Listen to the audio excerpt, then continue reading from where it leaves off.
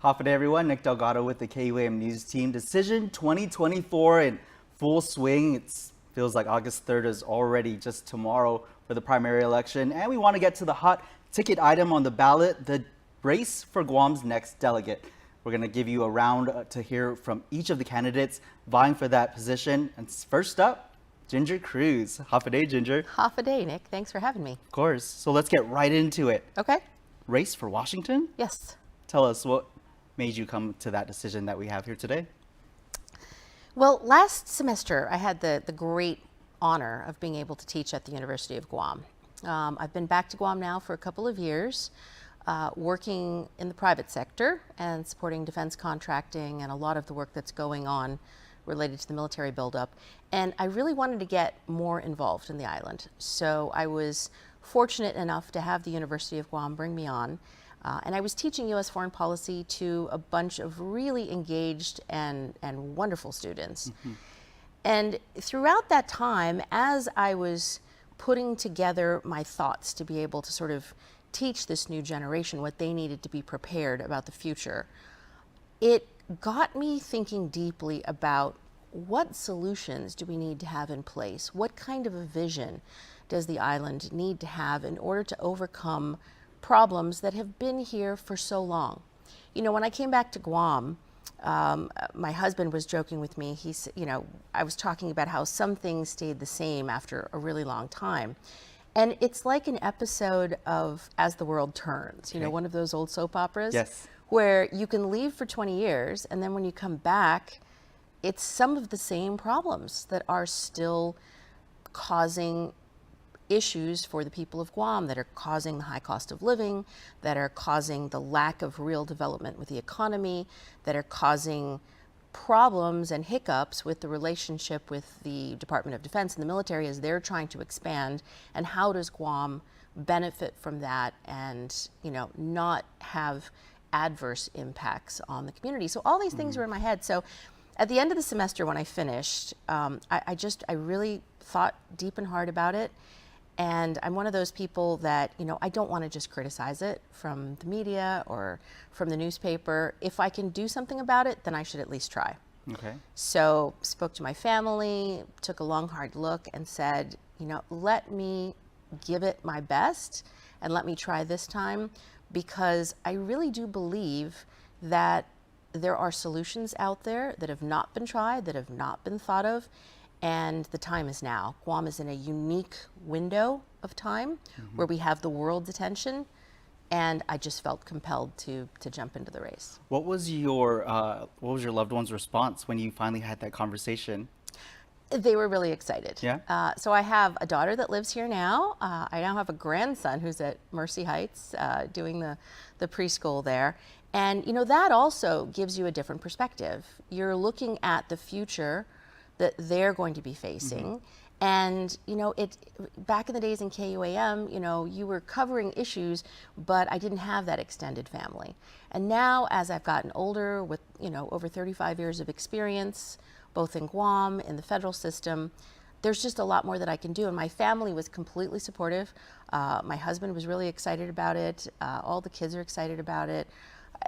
A lot of the people that I've been talking to since I was at Academy were like, you know, we kind of knew someday you would run. And so I guess the time has come.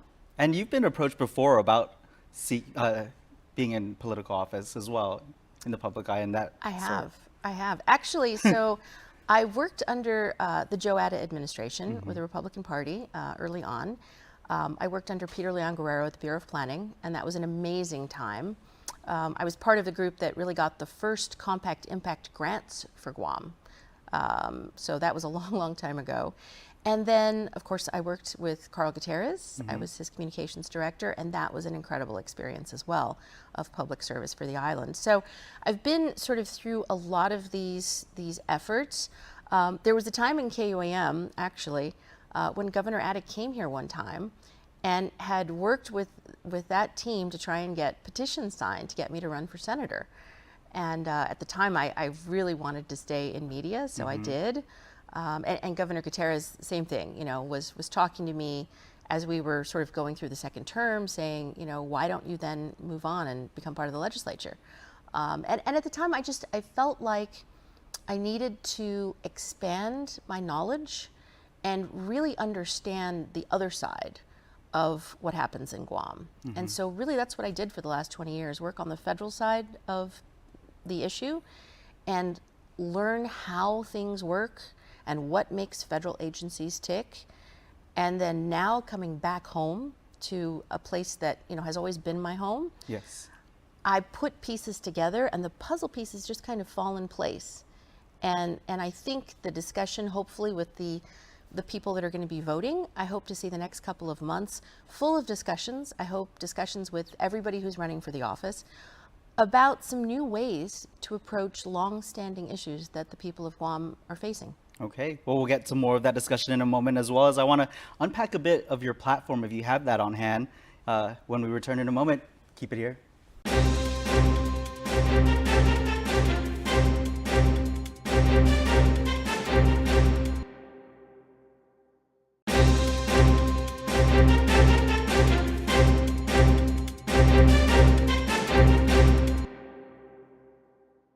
Welcome back to the interview. We're going to continue our talks now with candidate for Guam delegate, Ginger Cruz. Half a day, Ginger. Half a day. So tell us, what is your platform? So the platform is developing still. I certainly have a lot of areas that I want to focus on, but I also am very open to having discussions with all of the different interest groups on Guam. I've started some outreach to veterans organizations.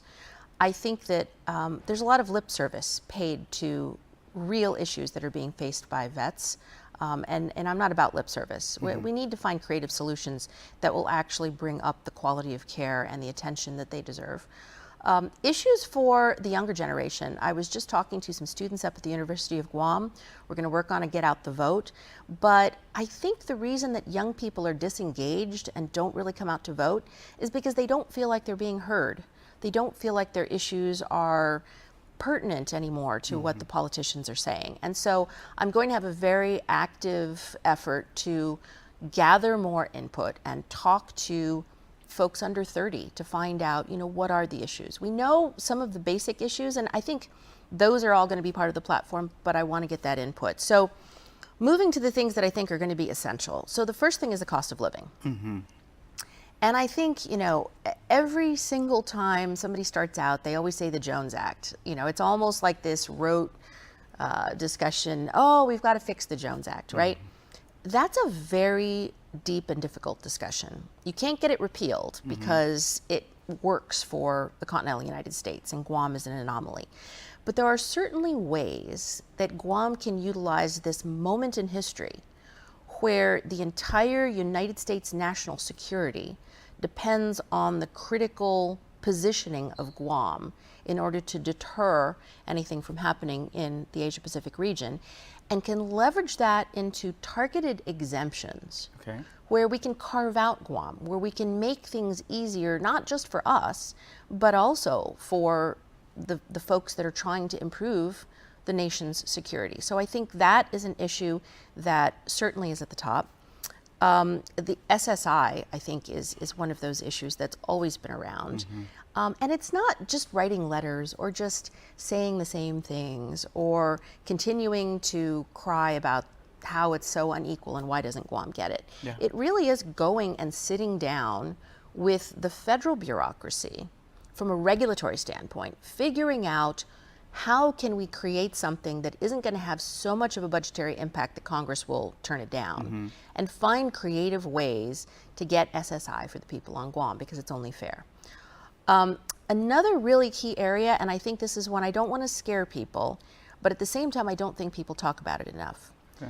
Guam, they always talk about us being the tip of the spear. And if you read too many articles about what the Department of Defense is saying, every single war game that talks about any sort of conflict with China over Taiwan, one of the first things that's going to happen is Guam will be attacked. Same token with North Korea. I think there need to be a lot more serious discussions about the type of support, the type of planning, the type of understanding that we have on Guam about the threat that we face. Because this island is never, it's irreplaceable. It has a people, it has a culture. Every single life is precious. And the new general taking over for the Indo-Pacific, it was very interesting. He just testified before Congress. And he said the most important priority for him is the 170,000 Americans that are living on Guam, which is absolutely true. But we need to have a serious discussion on Guam about preparedness, about understanding the threats, about actively understanding that deterrence, because this isn't just about protecting the bases. This is our lives. This is everything. It's our existence. And I think the people of Guam need to be very involved in that and understand that more. So those are just a few of the things. But of course, you know, in addition to that, you know, healthcare is a huge issue. We've got to improve the quality of healthcare in Guam, and how can the federal government be involved in that? And then I think finally, we don't need a welfare society. We need to stop having that mindset where we go to Washington and we're always asking for a handout. Yes. Oh, we need money, because it's a one-time thing. The federal government's great about giving us handouts, but after the handout's spent, we go right back to ground zero, where we're not in a situation where we can help ourselves. We need to seriously focus, working with the legislature, working with the governor, working with everybody on the business community, and create lasting potential for Guam to diversify its economy beyond tourism and improve its economy so that we're making our own money and we're not always looking for a handout. Sounds like you built your platform just right here for us. Okay. Well, we want to speak with you more about your history and your journey that brought you to this run. So we'll get to that in a moment here, but we're going to take another quick break. We'll be right back with more interview in just a moment.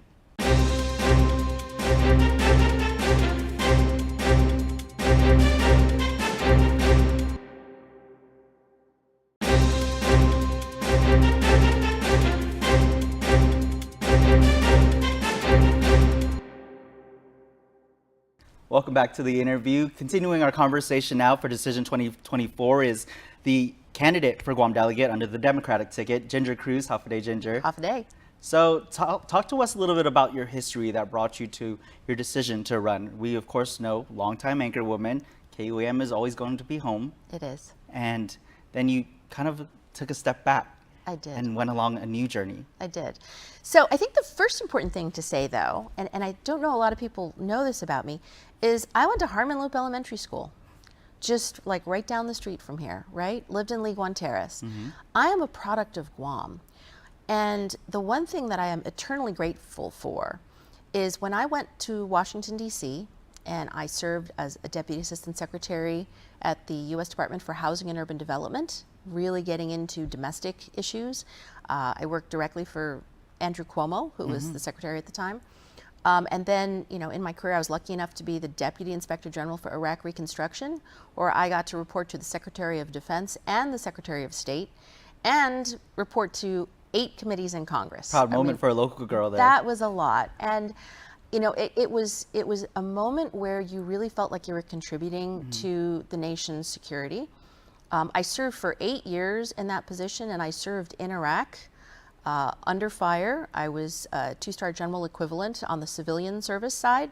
And so as a civilian part of the Department of Defense, still had to wear the body armor and was still, I mean, I had staff I had one staff member who was killed, unfortunately, during those 8 years.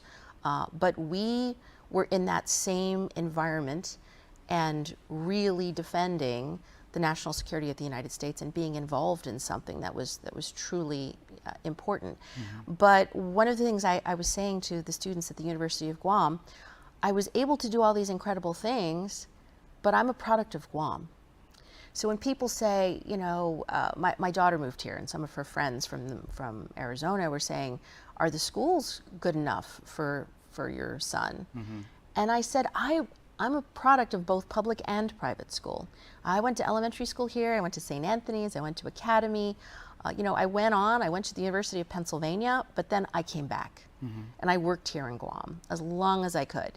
So then when I left, you know, those jobs that I was in, both in the private sector as a consultant working for federal agencies and directly working as a high-level senior executive service federal official, gave me an incredible insight into how the sausage is made. How does the federal government really think about these issues? What are the calculations?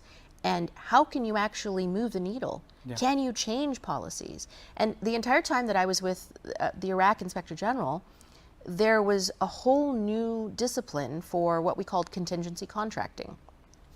It was an adjustment because the United States had never really been involved in a long-term reconstruction program. And there was a lot of fraud, waste, and abuse.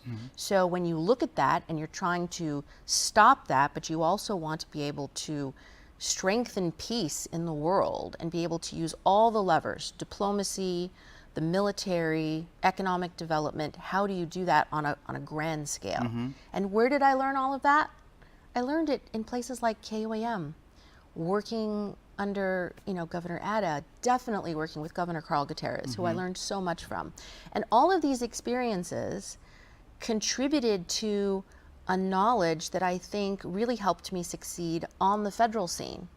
And so now the thing that's exciting is I would love an opportunity to bring that experience back to Guam and to really leverage that and to see what creative solutions can we come up with to really move the needle, not just give lip service to the same old tired, asking federal government agencies to bail us out, but really thinking solutions that will work for Guam. And I think those experiences that I've had, I feel really prepared. I think this is the time, and I really think I have a lot to contribute. Okay. Well, thinking optimistically here, and I'll ask this of all the candidates, of course, should you make it past the primary and past the general into that seat as Guam's next delegate, have you ever thought about what would be your first action? Yeah, so there's one piece I think that is very important, and it may not be politically correct to perhaps say it, but I think it really is critical. So the Guam delegate seat is a non-voting delegate seat. I don't get to cast a ballot, but there's a couple of things that it does give you. It gives you a platform, not just to teach people about Guam. Oh, we're an island west of the international date. That's not important. We need a voice there that's able to actually convince other states to support things that are good for us and good for them. It's not just using that to spread the word about Guam. It's not the Hafaday spirit, hey, come and visit our island. It's got to be used more strategically. That voice in Congress needs to be able to deliver results, because words as a weapon system, it's something I always say.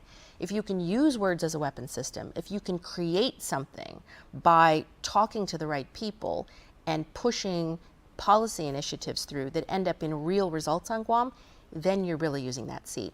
Second thing is you've got to hire staff that are incredibly experienced. So I've already reached out to folks that I know on the Hill, Senator Kirsten Gillibrand. We used to work together when I was working for Andrew Cuomo. She's now the senior senator, or the junior senator under Chuck Schumer for New York, but she's been there a long time and she's got a lot of experience. People like that, talking to them and finding some key professional staff with 20, 30 years experience who absolutely know how to navigate the Hill, recruit them to come and work on the Guam team.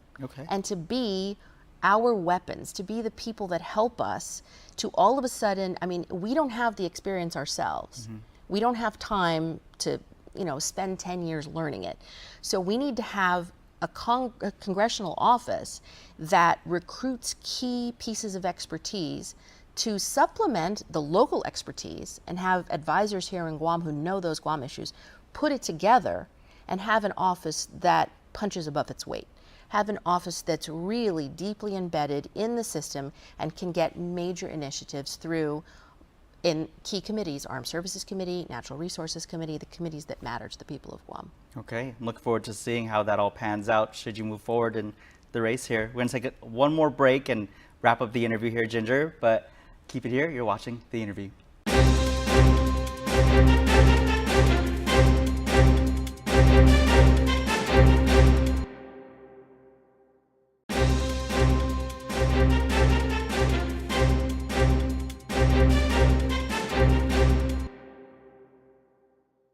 Welcome back to The Interview. Continuing now our interview with Guam delegate candidate Ginger Cruz. Half day? Half a day. And I'll tell you, I mean, I still need to turn all the packets and get all the signatures done. So there's a couple of steps to go, but we're well on our way. And thank you again for the opportunity. Of course. Thank you for the time as well. Is there anything else that you want to make sure that the voters hear about your campaign? There's a lot that I want people to know about, and there's a lot I want to hear. There's two areas I think that are important for somebody who's running for this office. One is to really listen to people's issues, because at the end of the day, you know, this is a representative office. It's not necessarily about you. It certainly is about your experience and your ability to get things done, but at the same time, you represent the people of Guam. So I'm going to be spending a lot of time in the next couple of months just going to different areas with different groups of people, you know, as many groups and types of people that I can reach. All the different age groups, all the different interest groups, all the different villages, and really listen to the issues, because that will help to inform the priorities for the office. Because at the end of the day, it has to be about what the people of Guam want for the island. It's not just an individual's vision. It's got to be a shared vision among everybody.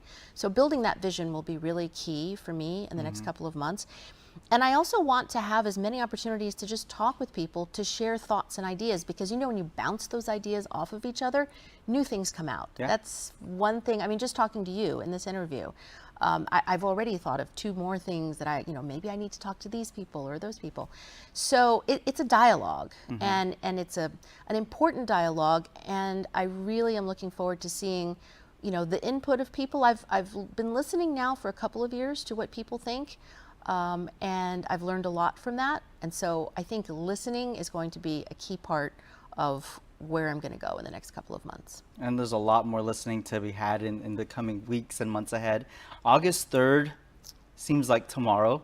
Do you feel that there are any challenges you might face, and what you'll do to tackle those along the way? Really, it's about getting people's time and interest and attention. I think there is a general a feeling that politics just doesn't work for people anymore. And your average families and individuals don't spend a lot of time because they probably think it's a waste of time. They think, oh, another politician, here we go again, it's an election, because they don't see their lives changing. They don't see the things that matter to them changing in a real way. And that's one of the hardest things about policy. See, I really look at this less as politics and more as policy. Right? Okay. It's important to go out and touch people and reach them and to let them know I'm there and I care. But I want to professionalize the office of Congress, because I really think, you know, I had this metaphor that I was thinking of this morning. When you get on an airplane, it would be lovely if the pilot was somebody that you knew, that was part of your family, that you were friends with. But the most important thing is that person has to have the experience to fly that plane and keep you safe, right? Yep. The office of Congress to me is the same.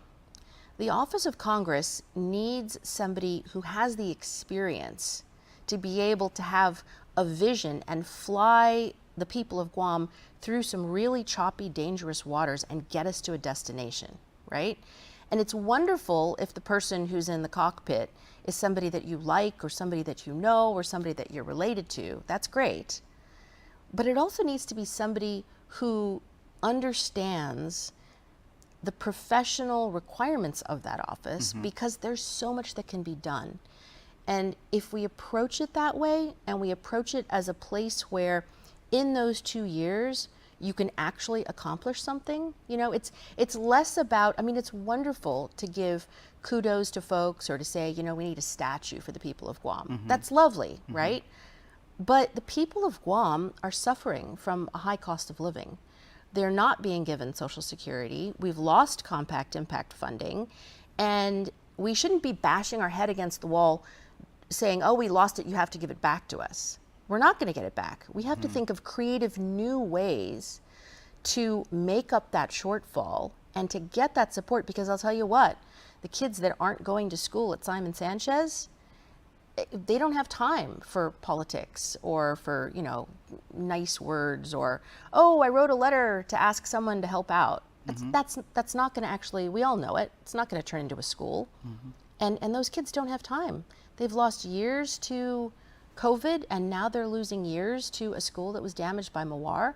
And there's got to be creative ways, contracting ways, working with the federal government and the local government to get them back in an environment where they can learn and they can succeed.